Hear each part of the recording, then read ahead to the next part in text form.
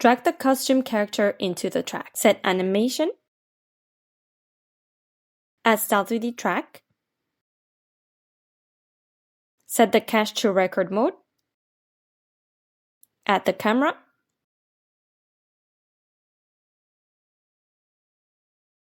Using the renderer, record the cache.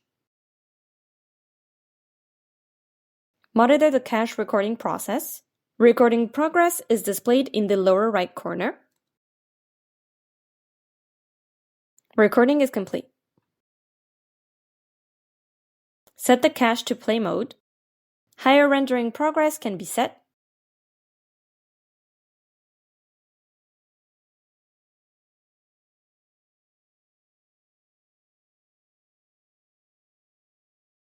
High precision rendering.